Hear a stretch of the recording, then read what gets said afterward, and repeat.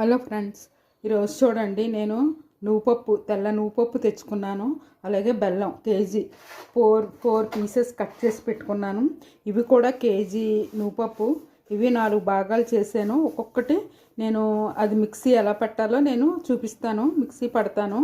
ఇది ఎక్కువ మనకి కాళ్ళు పీకులు ఉన్న వాళ్ళకి, నడువు నొప్పులు ఉన్న వాళ్ళకి, కాల్షియం లోపించిన వాళ్ళకి ఇది చాలా మంచి రెసిపీ అనమాట అండి. ఇది ఇలా చేసుకుని పిల్లలు పెద్దలు అందరూ తినొచ్చు. ముసలాళ్ళ దగ్గర నుంచి ప్రతి ఒక్కళ్ళు తినొచ్చు అనమాట. అలా తింటే మనకి కాల్షియం లోపం తగ్గుతుంది, కాళ్ళు పీకులు తగ్గుతాయి, నడువు నొప్పులు తగ్గుతాయి, ఇవన్నీ తగ్గుతాయి. ఇది నేను ప్రాక్టికల్గా చేస్తున్నాను కాబట్టి నేను అంత ఖచ్చితంగా చెప్తున్నాను. ఇవి మనం ఇలాగా మిక్సీ జార్లో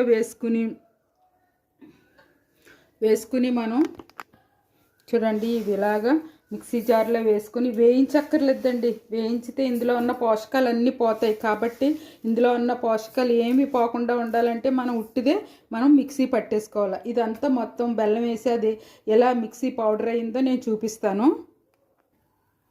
ఇదిగో చూడండి ఎంత స్మూత్గా ఎంత చక్కగా అయిపోయిందో.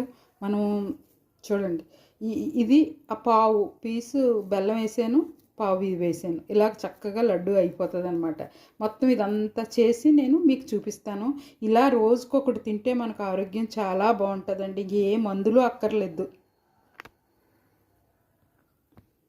చూడండి అంతా మిక్సీ పట్టేసుకున్నాను. ఇది చక్కగా చేత్తో ఇలా నలిపి కొంతసేపు ఆ నలిపాక అప్పుడు మనం ఉండలు చేసేసుకుందాం. చూడండి, ఇలా వేడి మీద ఉన్నప్పుడు చేస్తేనే కానీ మెత్తగా ఉండదు. ఇలా మనం కొంచెంగా ఇలాగా ఉండలు చేసేసుకుందాం. అంతే అండి. ఇలా రోజుకొకటి తింటే చాలా ఆరోగ్యం. ఉండలన్నీ చేసాక నేను చూపిస్తాను. చూడండి ఎంతో చక్కనైన నువ్వుండలు రెడీ అయిపోయాయి. ఇలా మనం చేసుకుని తిని చూస్తే మన ఇంట్లో ఎప్పుడు అనారోగ్యం ఉండదండి. కాళ్ళు నొప్పులు ఉండవు, నడువు నొప్పి ఉండదు, ఏమి ఉండదు.